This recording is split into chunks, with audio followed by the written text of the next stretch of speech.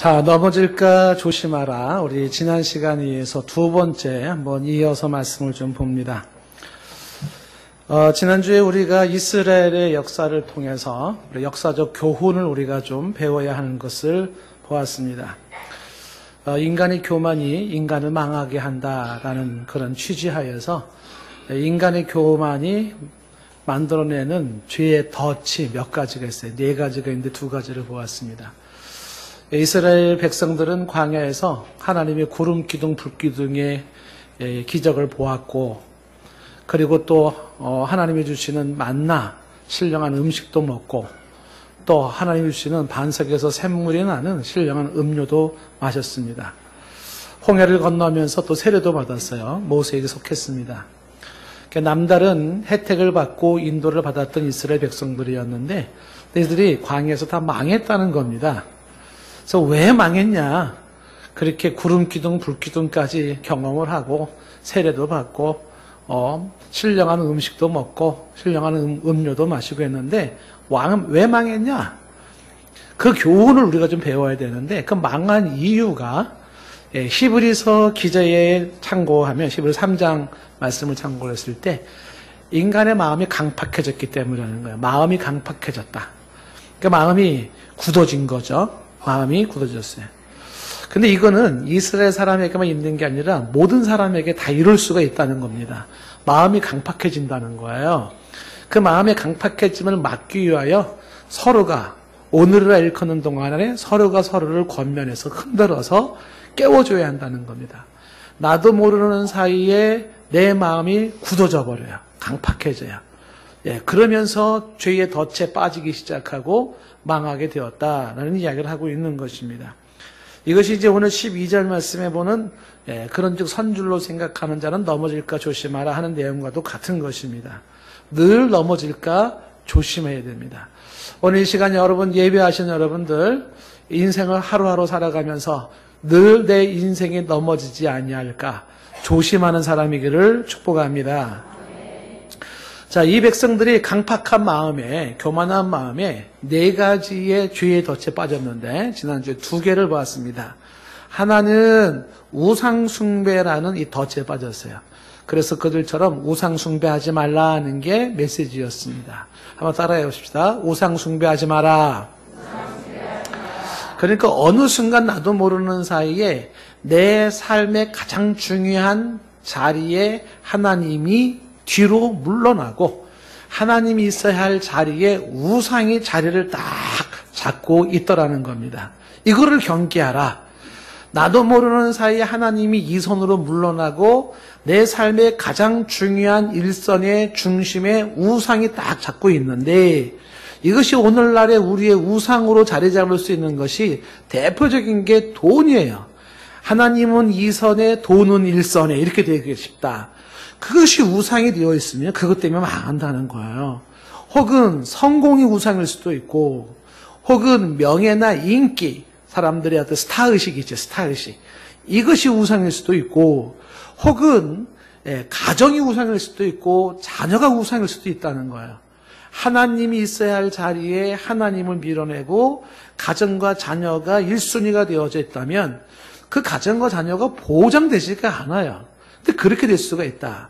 혹은 사랑이 우상이 될 수가 있고 정의가 우상이 될 수가 있고 인권이 우상이 될 수도 있고 심지어는 인간의 본성과 타락과 쾌락이 그것이 우상이 될 수도 있는데 그런 식으로 우상 숭배하다가 망한 사람들이 이스라엘 백성들이고 이 역사적 교훈을 지금 우리에게 강조하면서 우리들은 그들처럼 이런 우상 숭배에 빠지지 않도록 하라는 겁니다. 성령께서 깨닫게 하시는 지혜가 있기를 축복합니다. 우상 숭배하지 마십시오. 바꿔 얘기하면 빨리 망하고 싶으면 우상 숭배하시면 되는데 나도 모르는 사이에 내 삶에 우상이 자리를 잡기 시작한다. 이게 뭐예요? 선줄로 생각하는 자는 넘어질까 조심하라. 내 삶에 우상이 들어오고 있지 아니한가 조심해야 됩니다. 두 번째, 이 사람들이 빠졌던 죄의 덫은 무엇이냐 하면 음행입니다. 그래서 그들처럼 음행하지 마라는 것이 두 번째예요. 교만한 사람의 모습 속에 나오는 게 음행입니다. 이스라엘 백성들은 이 음행 사건 때문에 하루에 2만 3천 명이 죽는 비극도 경험을 했는데, 고린도 교회의 아주 빅 이슈가 뭐냐면 이 우상뿐만 아니라 바로 여기 음행의 문제예요. 그래서 우리가 고린도전서 5장에서 많이 강조했지 않습니까? 그 우상 때문에 아주 몸살을 많이 앓게 되었어요. 그런데 이것이 이스라엘 백성들이나 고린도 교회만의 문제가 아니더라는 겁니다. 오늘날 우리도 마찬가지예요. 우리의 삶 속에 지금 가장 많이 만연해 들어오고 있는 게 음란이에요. 음란. 그 음란 때문에 망한다는 겁니다. 역사적으로 가만히 냉철하게 생각을 해보면 그 음행이 성황되어질 때, 음란이 무분별하게 퍼져나갈 때, 그때의 개인은 개인, 가정이면 가정, 사회면 사회, 국가면 국가, 역사면 역사, 심지어는 교회까지 망하지 않은 적이 없어요. 모든 멸망의 이면 속에 가장 자리 잡고 있는 것 중에 하나가 뭐냐면 음란입니다. 이번에 지금 총회를 열면서 각 교단에서 이제 동성애 반대 2단 서명까지 하니까 또 반대하면서 뭘 그까짓 걸 가지고 2단이라고 하냐 하면서 또 막 얘기 나오지 않습니까? 지금 한국 상황의 동성애라는 문제도 음행, 음란의 하나예요. 그건 정상적인 것은 아닙니다. 제가 이 음란과 음행에 대한 거는 뭐 이걸 주장하는 사람의 대표적인 학자의 견해를 제가 책을 보면서 제가 많이 스스로가 반론도 제기를 해봤지만은 결코 설득력이 없어요. 그건 분명히 죄입니다. 하나님이 기뻐하지 않는 거예요. 그러니까 이런 것들이 만연되어진단 말입니다. 그러면 어떻게 된다고요? 망한다는 거예요. 섰다고 생각하는 사람은 넘어질까 조심하라라는 그 메시지는 뭐냐면 신경을 바짝 써야 되는 게 뭐냐면 내 안에 음행이 들어오고 있지 않은가. 이거 조심해야 된다는 거예요. 요즘은 정말 뉴스가 보기가 싫어지는 게 뭐냐면 저 영광에서죠. 그 여학생, 여고생. 정말 안 보고 안 보다가 대체 자꾸 나오길래 뭔가 하고 뉴스를 봤더니 이게 다 음란 사건, 음행 사건이에요. 아이가 죽었잖아요. 처참하게. 근데 이런 모습들이 우리 사회에 자꾸 만연되어진다는 건 뭐냐면 멸망을 재촉시키는 건데 사람들의 의식이 없는 거란 말이에요. 그래서 그 음란 때문에 민족이 망했다. 그러니까 이젠 이 역사적 교훈을 가지고 우리는 그들과 같이 음란하지 말자, 음행하지 말자는 걸 얘기를 했습니다. 저와 여러분들이 이 음란과 음행을 특별히 경계할 수 있기를 축복합니다. 그 다음에 이제 세 번째, 이 교만한 사람이 세 번째 덫에 빠진 게 뭐냐면, 오늘 우리가 셋, 넷, 두 개를 더 볼 텐데, 세 번째 빠진 게 뭐냐면, 주를 시험하는 거예요. 그래서 세 번째, 주를 시험하지 마라 하는 거예요. 주를 시험하지 말라. 이스라엘 백성들이 이들이 교만에 의해서 범한 그 죄의 덫에 빠진 게 뭐냐면, 주를 시험하는 거였습니다. 이렇게 되기가 쉽다. 주를 시험하지 말라. 자, 오늘 9절 말씀이죠. 다 같이 한번 9절 말씀 읽어볼까요? 시작. 그들 가운데 어떤 사람들이 주를 시험하다가 뱀에게 멸망하였나니 우리는 그들과 같이 시험하지 말자. 그들과 같이 시험하지 말자. 이 시험하다가 뱀에 물린 사건이 구체적으로 어떤 사건이냐? 이게 바로 민수기 21장 사건이에요. 민수기 21장으로 가보면 거기 21장 4절 말씀부터 이렇게 시작돼요. 백성이 호르산에서 출발해가지고 홍해길을 따라가다가 에돔 땅으로 우회하는 데서 문제가 생긴 거예요.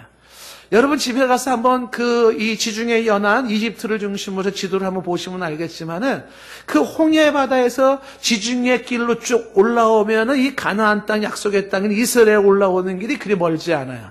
그런데 오다가 에덴 땅으로 우회했다는 거 우회하는 거 우회. 오른쪽으로. 그 우회한다는 게 뭐냐면 그쪽에 사막지대를 통과해서 간다는 거예요. 그러니 백성이 불만이 나올 만도 하죠. 바꿔놓고 한번 생각해요. 여러분들이 한번 이 백성이라고 생각을 해보세요. 그래가지고 막 힘들게 보따리 메고 막 애기 등에 업고 막 6.25 피난 가는 것처럼 그다음에 손 잡고 그러고 막 힘들게 지금 강약길을 걸어가는데 빨리 정착하고 싶지 않겠어요? 근데 가야 되는데 지도자가 이 가는 지름길을 내비두고 저쪽 사막으로 인도를 하는 거예요. 그러니까 사람들이 마음이 상했다. 저 마음이 상했다는 게 인내심의 한계가 왔다 그런 뜻이에요. 더 이상 참을 수가 없게 되어졌다. 그래서 사람들이 입이 이만큼 나오기 시작한 거예요. 예? 대체 이게 뭐 하는 짓이야 이게. 투덜투덜 대기 시작을 하는 것입니다. 그러면서 이 사람들이 짜증을 나면서 하나님도 싫다, 모세도 싫다, 아론도 싫다 이렇게 나오는 거예요. 자, 이어지는 5절 말씀에 보시면은요. 백성이 하나님과 모세를 향하여 뭐하여? 원망하여. 이 원망한다는 게 대항하여 그런 뜻이에요. 대항하는 거예요. 모세를 대항했어요. 그래서 뭐라고 말하냐면 어째 우리를 애굽에서 인도해내어 이 광야에서 죽게 하는가. 이곳에는 먹을 것도 없고 물도 없다. 우리 마음이 이 하찮은 음식을 싫어하노라 라고 이야기를 하는 거예요. 이게 사람들이 원망하는 그 원망의 모습이 하나님 앞에서는 상당히 불쾌했어요. 하나님이. 그래서 하나님께서 이 원망하는 사람들에게 뭘 보냈냐면 독사를 보낸 거예요. 그 독사에 물려서 사람들이 온몸에 독이 퍼지며 죽게 한 겁니다. 이걸 불뱀이라고 되어 있는데 그 다음 절 6절에 보시면 여호와께서 불뱀들을 이 불뱀이 독사예요. 이거를 백성 중에 보내서 백성들을 물게 하심으로 이스라엘 중에 죽은 자가 많다는 거죠. 원망은 뭐로 이어지냐면 죽음으로 이어져요. 그래서 그 원망은 죽음으로 이어져서 죽은 자가 많은 이 사람이 주변에서 뱀이 물었어 그러더니 막 몸에 독이 막 퍼지면서 죽어가요. 아들내미가 팍 뱀에 물려가지고 엄마 그러고 죽어가요. 막 이렇게 막 뱀의 독사에 죽어가는 상황을 보니까 사람들이 정신이 번쩍 드는 거예요. 그래가지고 이 백성들이 7절에 이렇게 이야기를 합니다. 백성이 모세에게 이렇게 말을 하죠. 뭐라고 말합니까? 우리가 여호와 당신을 향하여 원망함으로 범죄하였사오니 이렇게 나와요. 이제 알았죠? 원망이 뭐다? 범죄. 원망함으로 범죄하였으니 여호와께 기도해달라는 거예요. 그래서 이 뱀들을 우리에게서 떠나게 하달라고. 그래서 모세가 또 백성을 위해서 기도를 하기 시작을 했습니다. 그때 하나님께서 모세에게 이런 처방을 주었어요. 어떤 처방을 주었냐? 8절에 여호와가 모세에게 이렇게 말하죠. 불뱀을 만들어서 장대 위에 매달아 놓으라는 거예요. 그러면서 그것을 보면 산다라고 이야기를 하는 것이 흥미롭죠. 그것을 보면 산다. 이번에 우리 성지순례 갔다 오신 분들은 이제 이렇게 노뱀 이렇게 매달아놓은 장대 십자가 그거 한번 본 기억이 있잖아요.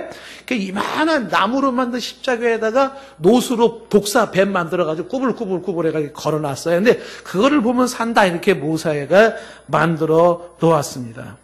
자, 한번 여러분들이 이 이스라엘 백성을 생각하고 한번 바꿔놓고 한번 생각을 해보세요. 지금 백성들이 막 원망하다가 막 불평하다가 어떻게 해요? 뱀에 의해서 막 사람들 죽어가니까 큰일 났네요. 빨리 기도해줘, 기도. 그래서 우리 뱀 이제 더 죽지 않게 해주세요. 막 기도해요. 하나님께서 그러면 노뱀을 만들어라 그래가지고서 뱀이 노뱀을 만들었어요. 제가 이제 여러분들이 이스라엘 백성들이고 제가 모세라고 가정을 하면 그래서 뱀을 이렇게 만들어 놓고 자 이걸 보는 사람들은 뱀에 물렸지만 살 거예요 이렇게 했단 말이에요. 여러분 보시겠어요 안 보시겠어요? 여러분들은 이미 다 스토리를 아니까 다 보신다 그래요. 근데 분명히 사람들 중에 야 지금 몸에 독이 퍼졌는데 저 나무 조각 본다고 무슨 낫기는 하겠어? 무슨 약을 먹는다든지 무슨 뭐 주사 침을 놓는다든지 뭐 어떤 조치를 취해야지 몸에 독이 퍼져가지고 얼굴이 퉁퉁퉁퉁 붓고 있는데 뭐 저 나무 조각 본다고 살겠어? 이러고 안 본 사람은 죽어요. 그런데 야 하나님이 보면 산대잖아. 봐. 그리고 본 사람은 살았어요. 이게 뭘 의미하는 걸까요? 이게 자 일단은 9절 말씀 보세요. 9절에 보시면 모세가 노뱀은 이제 그 노소로 만든 불뱀 독사를 만들어가 장대 위에서 매달아 놨어요. 그러니까 노뱀을 쳐다본 중 모두 살더라 그랬습니다. 자 이게 이런 얘기예요. 지금 이 사람들이 노뱀을 본 자가 살았는데 이 산 사람은 노뱀이 치료한 게 아니에요. 뭐가 치료한 걸까요? 믿음, 하나님의 말씀에 대한 믿음. 그 믿음이 그를 치료한 거야. 그렇다면 앞에 왜 사람들은 원망했을까요? 불신앙, 믿음이 없어서 그래요. 믿음이 없는 자에게 나타나는 그 불신앙의 모습이 원망이 되어졌고 이들에게 필요한 건 뭐예요? 믿음이 필요해요. 믿음이. 하나님에 대한 믿음. 그래서 믿음의 행위를 요구하는 게 뭐냐면 나무를 보라는 겁니다. 이게 오실 예수 그리스도를 의미하는 것이기도 하지만 믿음으로 바라보는 자들이 살았더라라는 것이. 자, 이 사건을 배경으로 해서 오늘 9절 말씀에 보시면 그들 가운데 어떤 사람들이 주를 시험하다가 뱀에게 멸망하였는데 우리는 그들과 같이 시험하지 말자라고 얘기를 해요. 지금 민수기 21장의 백성들의 원망과 뱀에 물려 죽는 사건, 이 사건을 이 사람들이 주를 시험한 사건으로 얘기를 하고 있어요. 이 백성들이 왜 원망을 했냐면 그것이 주를 시험한 거라는 겁니다. 자, 그렇다면 조금 더 이 시험했다는 게 뭘 말하는 거냐? 요것이 히브리서 3장 9절 말씀에 나왔는데 히브리서 3장 9절 말씀에 거기서 너희 열조가 나를 시험하여 증험하였고 이렇게 그 시험하고 증험하여 40년 동안 나의 행사를 보았다고 말했어요. 이 히브리서 3장 9절 말씀과 한국말 읽으면 잘 이해가 안 돼요. 시험하여 증험한 것도 뭐야? 이렇게. 근데 이거를 쉬운 성경으로 공동번역 성경에는 이걸 이렇게 설명을 해놨어요. 어떻게 하냐면 너희 조상들은 40년 동안이나 하나님께서 하신 일을 보고도 하나님을 시험 삼아 떠보았도다. 시험한다는 게 뭐냐면 하나님을 시험한다는 게 하나님을 떠보는 거예요. 하나님을 떠봐요. 예. 그러다가 큰 코 다친다는 거죠. 그게 무슨 얘기냐면 이스라엘 백성들이 막 투덜투덜 대잖아요. 그 투덜투덜 될 때 그들 가운데 하나님을 시험하는 모습이 이렇게 작용이 되는 거예요. 야, 너 자꾸 그렇게 원망하면 혼나. 하나님이 노하실 거야. 하나님이 노하기는 지금 우리가 이렇게 투덜대고 원망한다고 하나님 보시기는 하겠어? 하나님이 이걸 문제로 삼겠어? 하나님이 이런다고 벌 주겠어? 이런 거. 이게 하나님을 떠보는 거예요. 그게 뭐로 나타났어요? 원망하고 나타냈는데 정확하게 그 벌을 받게 되었다는 겁니다. 고린도 교회로 이야기한다 그러면 고린도 교회의 우상 숭배권을 이야기해서 이렇게 말할 수가 있을 거예요. 야, 우리가 이런 우상 숭배한다고 하나님이 이걸 보기는 하겠니? 이걸 하나님께서 문제 하나 삼겠어? 이걸 가지고 하나님은 벌을 주겠어? 이런 거. 이게 뭐예요? 하나님을 시험하는 거죠. 야, 하나님이 정말 구원해 줄까? 하나님 막을까? 정말 그렇게 될까? 이런 것들이 시험하는 거예요. 하나님을 떠보는 행위가 하나님을 슬쩍슬쩍 떠봐요. 이것이 교만한 인간 속에 스멀스멀 들어온다는 거죠. 그러다가 망한다는 거예요. 이 하나님을 우습게 보는 이 행위로 이렇게 시험하다가 망한 신약의 대표적인 사람이 아나니아와 삽비라입니다. 꿈 많은 젊음도 행복해야 할 결혼 생활도 쌓아두었던 재산도 써보지도 못하고 죽어야만 했던 부부 아나니아 삽비라. 그들은 남들처럼 신앙생활을 잘하는 것 같았고 봉사도 많이 하는 것 같았고 헌금도 많이 하는 것 같았어요. 근데 재산 일부를 숨기고 하나님 앞에 거짓말했다는 이유로 부부가 순차적으로 죽었습니다. 성경은 이 부부를 이렇게 설명을 해요. 사도행전 5장 3절 말씀에 베드로가 먼저 아나니아에게 얘기를 하죠. 아나니아, 어째 사탄이 내 마음에 가득하여 내가 누구를 속이고 성령을 속이고 땅값 얼마를 감추었느냐 이렇게 얘기를 하죠. 성령을 속였다라고 말하면서 이어지는 4절 말씀에 말하기를 땅이 그대로 있을 때도 너 땅이야. 땅을 판 후에도 그건 네 마음대로 할 수가 있어. 그런데 왜 하나님 앞에 요만큼 드리고 다 드린 척했어? 이게 거짓말한 거야. 차라리 드리지를 말지. 왜 요만큼 드려놓고 다 드린 것처럼 했냐는 거죠. 그래서 어찌야 이 일을 내 마음에 두었느냐? 너는 사람에게 거짓말한 게 아니에요. 하나님께 거짓말했다. 이렇게 얘기를 하죠.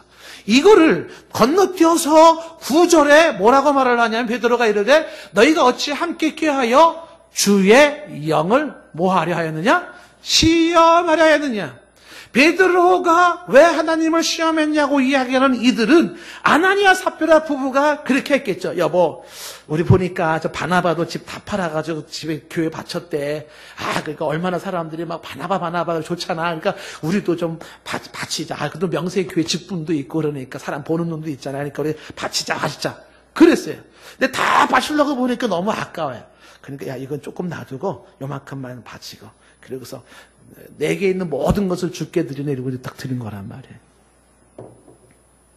그때 부부가 이런 암암리에 이런 생각을 했을 거예요. 야, 우리가 이거 조금 이렇게 떼어놓는다고 하나님이 그런 거 눈여겨나 보겠어? 이거 조금 이렇게 떼어놓는다고 해서 하나님이 그런 문제시 삼겠어? 설령 우리가 이렇게 한다 그래도 하나님 이걸 가지고 뭐 벌 주겠어? 에이, 그렇다고 이것 때문에 우리가 뭐 죽겠어? 이게 뭐예요? 하나님을 시험하는 거예요. 하나님을 떠보는 겁니다. 그러다가 망했다는 거예요. 그러다가 망했다. 그러지 말라는 거죠. 갈라디아서 6장 7절 말씀에 스스로 속이지 말라. 하나님은 업신여김을 받지 아니하시나니. 하나님은 업신여김을 받지 않는다는 거죠. 다시 말하면 하나님을 시험하지 말라는 거예요. 삶 속에서 나의 범죄 행위를 행하면서 하나님이 나의 범죄 행위를 진짜 보실까? 이 나의 이런 군수렁 되는 소리 하나님이 정말 들으실까? 설마 내 범죄로 하나님이 벌을 주실까? 설마 이런 거 가지고 하나님이 나를 심판하실까? 이런 모든 것들이 하나님을 시험하는 행위예요. 에이, 뭐, 죄 짓고 사람 보니까 잘만 살던데, 뭐, 못된 짓 하고도 뭐 승승장구하던데, 아유, 저렇게 하고도 뭐 부자가 됐던데, 이런 것들로 자꾸 하나님을 시험을 하는 거예요. 하나님이 우스워요? 하나님이 우스워요. 하나님 무서운 줄 알아야 되는데, 그렇지 않다는 거죠. 하나님은 하나의 단순한 이론이 아니고, 단순한 하나의 그리스 신화에 나오는 그런 신이 아니에요.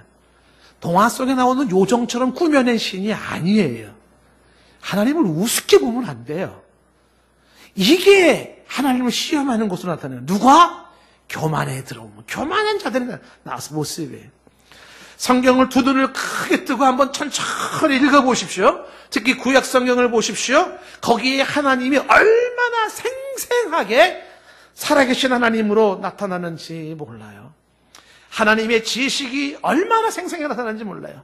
하나님은 불꽃 같은 눈초리로 정확하게 보시는데 사람의 심정, 속까지 읽어보시고 생각까지도 읽으시는 하나님이시고, 하나님은 귀를 기울이시고 들으시고 작은 신음에도 귀를 기울이시고, 하나님은 모든 것을 아시는데 그 사람의 과거와 현재, 미래까지 알고 계시고, 하나님은 판단하시고, 하나님은 감정이 가지시고, 하나님은 시도애락을 가지시면서 때로는 하나님이 기뻐하시고, 때로는 하나님이 분노하시고, 때로는 하나님께서 슬퍼하시고, 때로는 하나님께서 노여워하시고, 의지적인 하나님으로서 하나님께서는 복 줄 자에게 복을 주고 벌 줄 자에게 벌을 주고 결단하시고, 그리고 하나님께서 실행하시는 그 생생한 하나님의 역사의 흔적이 성경을 통해서 나타나고 역사를 통해서 나타나고 있는 거예요.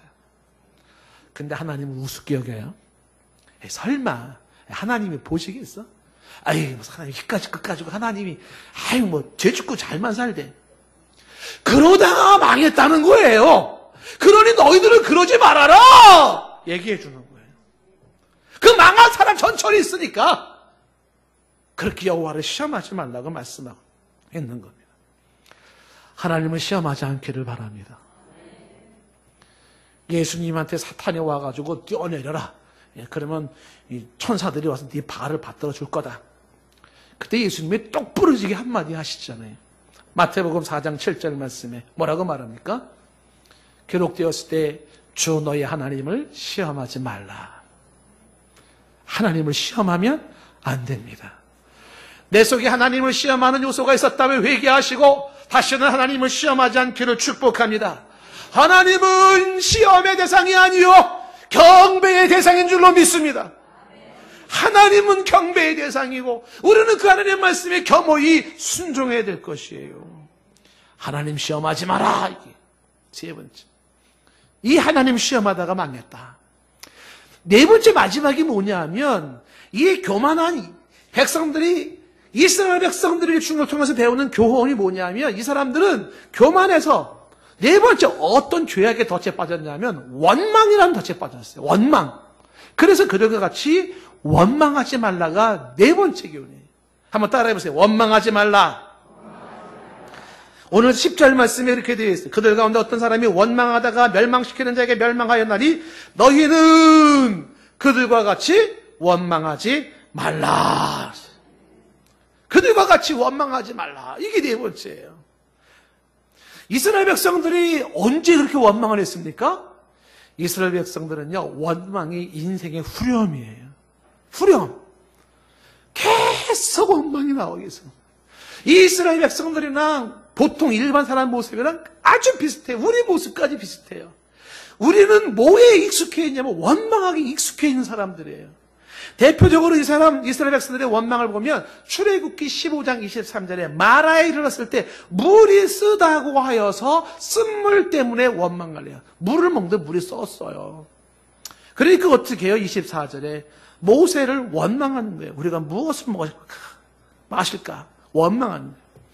여러분, 이때 이 원망이 출애굽한 지 3일 되던 해요. 3일 전에 무슨 일이 있었냐면 바다가 갈라지고, 예? 백성들이 그 홍해 바다를 건넌 사건을 경험을 했어요. 어마어마한 기적을 본 거예요. 그리고 3일이 됐는데 뭐 했다고요? 이 쓴물을 어떻게 먹어? 이 쓴물을 어떻게 먹어? 그리고 원망했다는 거예요. 교만한 사람의 모습이고 믿음 없는 자의 모습이에요. 이 원망은요, 여기서 끝나지가 않아요. 이들이 광야에서 출애굽한 지 2달 보름 되던 해에 신광야에 머물렀을 때 또 원망 사건이 생겨요. 출애굽기 16장 1절 말씀에 1절 끝에 보면은 이 애굽에서 나온 지 2달 15일이라는 얘기가 나오잖아요. 신광야에서 2달 15일 되던 해 어떤 일이 벌어졌습니까? 이어지는 2절 말씀에 이스라엘 자손은 온 회중이 광야에서 모세와 아론을 뭐해요? 원망하는 거야. 원망. 왜 이 사람들은 또 신광야에서 왜 또 원망하지? 아까는 물이 쓰다고 원망했는데 이 신광야에서의 원망은요, 고기 먹고 싶다. 고기. 왜 고기 안 주냐는 거예요. 이어지는 3절 말씀에 이스라엘 자손이 그들에게 이르되 우리가 애굽 땅에서 고기 가마 곁에 앉았어요. 예? 그때 먹고 떡을 배불리 먹었던 때에 여호와의 손에서 죽었더라면 좋았을 텐데 너희가 광야로를 인도내어서 이 온 회중이 줄여 죽는다. 고기 못 먹어서 죽는다는 거예요. 단백질이 부족해서 죽는다는 거예요. 그러면서 원망을 하는 거예요. 고기를 못 먹는다고 그러지. 중간중 건너뛰어서 이 모습을 하나님께서 이렇게 설명을 했어요. 하나님 7절 말씀에 보시면요, 아침에는 너희가 여호와의 영광을 보리니 이는 여호와께서 너희가 자기를 향하여 원망함을 들으셨습니다. 여호와께서 지금 뭘 들었냐 하면 모세를 원망하는 소리를 들은 게 아니라 하나님을 원망하는 소리로 들으셨던 거예요. 그래가지고 그냥 고기를 그냥 신물나게 먹여버리는. 8절 말씀에 모세가 이르되 여호와께서 저녁에는 너희 고기를 주어 먹이고 아침에는 떡으로 배불리시리니 이는 여호와께서 자기를 향하여 너희가 원망하는 그 말을 들으셨습니다. 우리가 누구냐? 너희의 원망은 우리를 향함이 아니요 여호와를 향하여 함이라. 모세를 향한 원망이 아니라 하나님을 향한 원망이었다는 겁니다. 9절 말씀에 모세가 또 아론에게 이르되 이스라엘 자손의 온 회중에게 말하기를 여호와께 가까이 나오라. 여호와께서 너희의 원망함을 들으셨느니라. 하나님이 원망을 들으셨는데 이 원망을 듣는 하나님은 괴로워요. 사실 건너뛰어서 12절 말씀에 내가 이스라엘 자손의 원망함을 들었노라 라고 말하면서 말하기를 너희가 해질 때에는 고기를 먹고 아침에는 떡으로 배불릴 것을 말씀을 하면서 내가 하나님인 줄 알 것이라고 이야기를 해요. 이때까지만 해도 성경을 보면 하나님이 굉장히 점잖은 모습으로 나타나요. 뭐 그렇게 원망해도 하나님께서 그렇게 별로 대수롭지 않게 생각하시는 것 같은데, 근데 이때요 성경을 깊이 보고 뉘앙스를 보면요 하나님이 속이 푹 끓고 있는 거예요. 하나님 마음이 너무 괴로워요. 이렇게 한번 생각해 볼 수가 있을 거예요. 혹시 자녀를 키우다 보면 가끔 이런 현상이 나타나지 않습니까? 그 아이를 오기야 금이야 이렇게 막 키워놨어요. 키워놨더니 이만큼 어느 정도 컸더니 자식내미 어느 날 한다는 소리가 엄마가 나한테 해준 게 뭐가 있는데 이러고 대든단 말이에요. 그 말을 듣는 순간 엄마는요 할 말을 잃어버리게 돼요. 내가 이 자식을 위해서 먹을 걸 먹지 않고 입을 거 입지 않고 온몸이 부서지도록 굳은 일을 맞이하냐고 죽으라고 일을 해서 남들에게 뒤지지 않게 하려고 그냥 하고 보내고 공부시키고 애를 쓰면서 자식을 그렇게 키워놨어요. 이 한 몸 돌보지 않고 그렇게 해놨단 말이에요. 그런데 고작 커가지고 한다는 소리가 엄마가 나한테 해준 게 뭐가 있는데 이러고 있다는 거죠. 엄마는요 그 소리를 듣는 순간 어떻게 될까요? 억장이 무너지는 거죠. 눈물이 앞을 가릴 거예요. 아빠한테도 그럴 수 있어요. 아빠가 나한테 해준 게 뭐가 있는데 자식님이 그럴 수가 있지 않겠습니까? 지금 백성들의 원망에 대한 하나님의 마음이 바로 그 엄마의 마음이에요. 내가 너를 어떻게 사랑했는데, 내가 너를 위해서 얼마나 희생했는데, 내가 너를 여기까지 어떻게 인도했는데. 근데 뭐예요 백성들이? 원망하는 거. 원망. 눈물이 앞을 가리는 거지. 여러분 한 번의 원망이 공든탑을 무너뜨려요. 왠지 아세요? 원망에는 독소가 있기 때문에 그래요. 독이 있어요, 독. 그 독은요, 파괴적인 독이 있습니다. 이스라엘 백성들이 이 원망이라고 하는 것은 여기서 끝나지가 않죠. 드디어 큰 사건이 생겼어요. 가나안 땅을 눈앞에 둔 상태에서 다시 한번 원망 사건이 생긴 거예요. 민수기 14장 1절 말씀에 온 회중이 소리를 높여 부르짖으며 백성이 밤새도록 통곡하였다고 되어 있는데 생각을 해보세요. 왜 백성들이 소리를 높였을까요? 왜 백성들이 밤새도록 통곡하였을까요? 여러분, 밤새도록 큰 소리로 막 하고 울기 시작하는 거예요. 온 회중이 그 수많은 사람들이 막 밤새도록 울기 시작해. 대체 무슨 일이 있었기 때문에 그럴까? 이 앞전의 사건이 뭐냐면 정탐꾼이 가나안 땅을 정탐하고 보고왔는데 대다수 보고가 뭐예요? 저 가나안 땅에는 거인들이 있어가지고 그들한테 가면 그들의 밥이야. 우리는 가면 우리는 다 죽어. 이 소리를 듣고서 사람들이 지금 밤새도록 통곡하고 울기 시작해요. 그리고 이어지는 지금 이제 2절 말씀에 이스라엘 자손이 다 모세와 아론을 뭐해요? 원망해요. 이 백성들은 원망을 위해서 정말 태어난 사람 같아요. 조금만 불편은 뭐부터 해요? 원망하는 사람들이에요. 그래서 원망하기 시작하면서 모세에게 이렇게 얘기를 하는 겁니다. 뭐라고 얘기합니까? 우리가 애굽 땅에서 죽었거나 이 광야에서 죽었으면 좋았을 것을. 3절 어찌하여 여호와가 우리를 그 땅으로 인도하여 칼에 쓰러뜨려 죽게 하느냐는, 우리가 처자가 사로잡히리니 애굽으로 돌아가는 것이 낫지 않겠느냐. 4절에 이에 서로 말하면서 우리가 한 지휘관을 세우자, 애굽으로 돌아가자, 이렇게 막 얘기를 하는 거야. 막 이 사람들의 원망이 말이지, 막 우리 이제 어떻게 지휘관 세워서 돌아가자 막 이러고 있는 거예요. 5절에 모세와 아론이 회중에 엎드려 버립니다. 그 모습을 보고 있던 정탐꾼 중에 2명이었던 갈렙과 여호수아와 갈렙이 6절 말씀에 옷을 찢기 시작하죠. 여호수아와 갈렙은 옷을 찢어요. 참 비참합니다, 상황이. 그러면서 7절 말씀에 이스라엘 자손 온 회중에게 여호수아 갈렙이 말을 하죠. 우리가 두루 다니며 정탐한 땅은 말이야 정말 아름다운 땅이야. 8절에 여호와께서 우리를 기뻐하시면 우리를 그 땅으로 인도해 들으시고 그 땅을 우리에게 주실 거야. 거긴 과연 적과 꿀이 흐르는 땅이 좋은 땅이야. 그러면서 9절에 여호수아 갈렙은 이렇게 말해요. 다만 여호와를 거역하지 말라. 또 그 땅 백성을 두려워하지 말라. 그들은 우리의 먹이라. 그들의 보호자는 그들에게서 떠났고 여호와는 우리와 함께 하시느니라. 그들을 두려워하지 말라.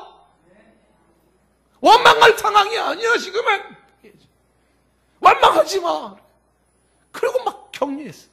그랬더니 10절에 돌멩이를 들어서 던져 죽이려는 온 회중이 그들의 돌로 치려 하는, 여호수아 갈렙을 향해서 돌을 치려는 모습이지. 하나님이 이것을 지켜보고 계셨던 거예요. 11절 말씀에 여호와가 모세에게 이렇게 말씀하셨어요. 이 백성이 어느 때까지 나를 멸시하겠느냐? 내가 그들 중에 많은 이적을 행하였으나 어느 때까지 나를 믿지 않겠느냐? 하나님이 괴로워지기 시작했어요. 모세가 중보하기 시작하죠. 하나님 그래도 한 번만 봐주셔야 됩니다. 그래도 70은 안 됩니다. 아주 하나님을 달래기 시작해요. 그 내용이 이어서 12절 이후에 쫙 내려옵니다. 그 내려오다가 드디어 하나님이 모세와 아론에게 이렇게 말씀을 하십니다. 27절로 쭉 건너가 보면 민수기 14장 27절 말씀에 나를 원망한, 뭐라 그래요? 나를 원망하는 이 악한 회중에게 내가 어느 때까지 참겠냐는 이야기를 하면서 이스라엘 자손이 나를 향하여 원망하는 바, 그 원망하는 말을 내가 들었다고 이야기를 합니다. 하나님은 분명히 이렇게 말을 해요. 나를 원망하는 이 악한 회중이라고 말을 했어요. 누가 악한 회중입니까? 원망하는 사람이에요. 원망하는 사람은 악한 회중이라고 말하면서 내가 언제까지 이 원망하는 사람을 참겠냐고 말씀하시죠. 이 원망하는 소리를 내가 들었다고 이야기를 하면서 하나님은 드디어 결단을 내리기를 이렇게 결단 내렸어요. 건너뛰어서 29절 말씀 보면 너희 시체가 이 광야에 엎드러질 것이라. 누구에게 주어진 말인지 아시죠? 원망하는 사람에게. 너희는 이 광야의 시체가 될 거라는 거죠. 약속의 땅을 들어가지 못한다는 거죠. 계속 읽어보세요. 29절에 너희 시체가 이 광야에 엎드러질 것이라. 너희 중에서 20세 이상으로서 계수된 자 곧 나를 원망한 자 전부가, 원망한 자는 모든 싹을 다 시체로 만들어버리겠다는 거예요. 30절 그런데 여분네 아들 갈렙과 눈의 아들 여호수아 외에는 내게 명사여 너희에게 살게 하리라 한 땅을 결코 들어가지 못하라. 여호수아 갈렙 외에는 들어갈 수가 없다는 겁니다. 건너뛰어서 32절 말씀해 보시면 너희 시체는 이 광야에 엎드러질 것이고, 시체로 광야에 엎드러져요. 33절에 너희 자녀들은 40년 동안을 광야에서 방황하게 될 것이다. 원망의 결과가 뭐냐 하면 죽음이에요.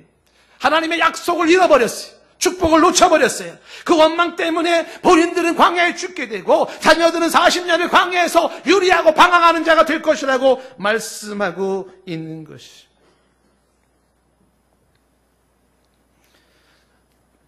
민수기 14장 36절에 가면 백성을 원망하게 한 사람이 있어요. 맨 끝에 보면은 모세를 원망하게 한 그 사람은요, 이어지는 37절에 재앙으로 죽어서 재앙으로. 원망을 시켰던 사람은 재앙으로 죽였어요. 원망하는 사람은 불신앙의 사람이에요. 원망하지 않는 사람은 신앙의 사람이에요. 정확해요. 믿음 없는 사람은 원망해요. 믿음 있는 사람은 원망하지 않아요. 그 원망 여부가 그 사람의 신앙 여부를 정확하게 대변하고 있다는 사실입니다. 하나님은 말하기를 이런 불신앙의 사람들은 어떻게 된다? 저 약속의 땅에 들어갈 자격이 없다고 말씀하면서 그렇게 죽여버리는 거예요. 이런 역사적 현상을 바라보면서 너희는 그들과 같이 원망하지 말라고, 믿음 없는 자의 모습을 보이지 말라고 이야기를 하고 있는 것입니다. 민수기 17장 5절 말씀 끝부분에 하나님은 이렇게 말씀을 하십니다. 원망하는 말을 내 앞에서 그치게 하라. 하나님이 괴로워요. 하나님이 귀를 틀어막았어요. 제발 그 원망 좀 그만하게 하라. 내 앞에서 그치게 하라. 라고요. 원망하는 말을 그치게 하라. 17장 10절로 건너가면 더 심한 얘기, 끝부분에 이렇게 얘기를 하잖아요. 내게 대한 원망을 그치고 죽지 않게 할지니라.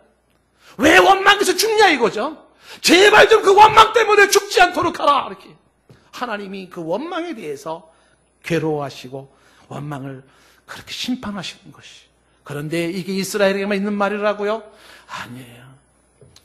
우리 속에도 이 원망이 들어온다는 거지. 그러니 섰다고 생각하는 사람은 조심하라. 어디에 빠진다? 원망의 덫에 빠져버려요. 원망의 늪에 빠져버려요. 이것이 교만한 자에게서 나타나요. 하나님 앞에 날마다 무릎 꿇는 자가, 내가 죄인임을 고백하는 자는, 하나님을 바라보고 하나님을 신뢰하는 자는 원망하지 않지요. 그런데 교만에 들어오면서 하나님 앞에 무릎 꿇지 아니하고 하나님을 의지하지 않는 자들은 뭐해요? 으쓱대가지고서 원망하는 거예요. 나도 한 소리 한다. 왜 내가 못하냐? 이렇게 되는 거죠. 원망의 소리는 불평하는 소리예요. 물이 쓰다, 고기가 없다, 힘들다, 죽겠다, 못 살겠다, 투덜투덜 되는 거예요. 원망의 소리는 남을 탓하는 소리야. 너 때문에, 지도자 때문에. 원망하는 소리는 비난의 소리예요. 원망하는 소리는 믿음 없는 불신앙의 소리예요. 목이 뻣뻣한 모습으로 교만한 자의 모습인 것이. 가만히 생각해보면, 가만히 돌아보면 하나님의 은혜가 너무 큰데 원망해요.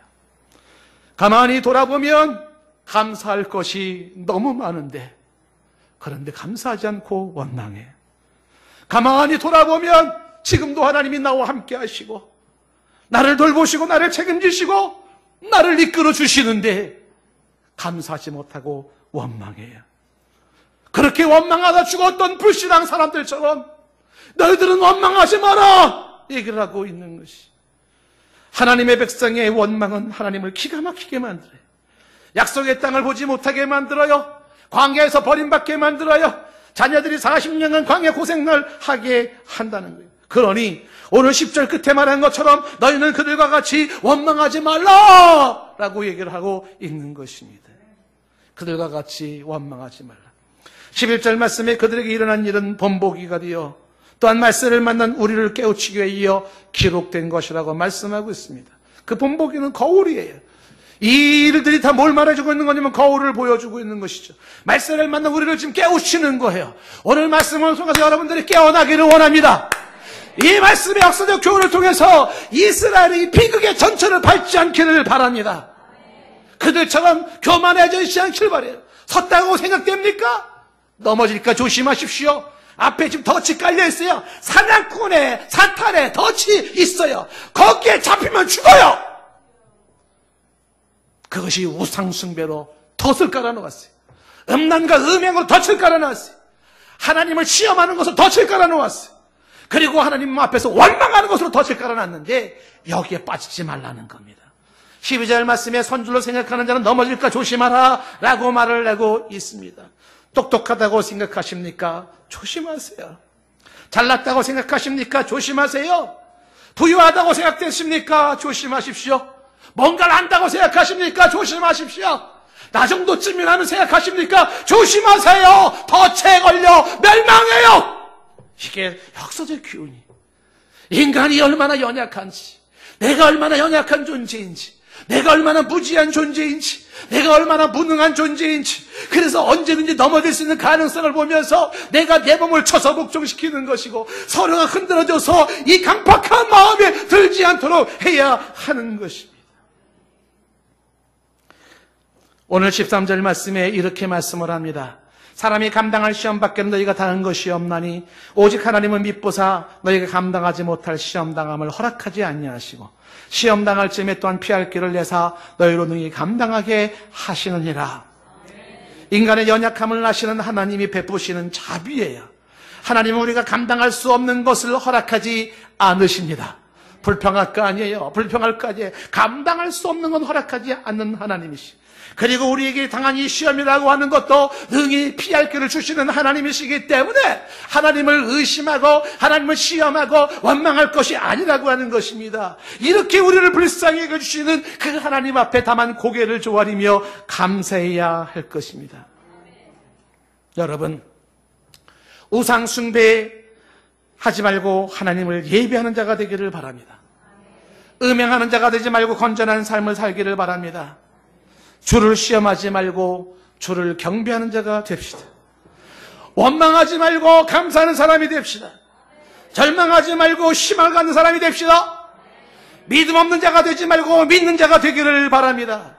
구약의 백성들의 본보기처럼 우상 숭배하지 말라, 음행하지 말라, 주를 시험하지 말라, 원망하지 말라. 섰다고 생각되느냐? 넘어질까 조심하라. 인간은 그래도 연약하다는 것입니다. 감당할 수 없는 시험을 허락하지 않는 하나님 앞에 감사하면서 오직 하나님 앞에 참된 예배자로 설 수 있기를 바랍니다.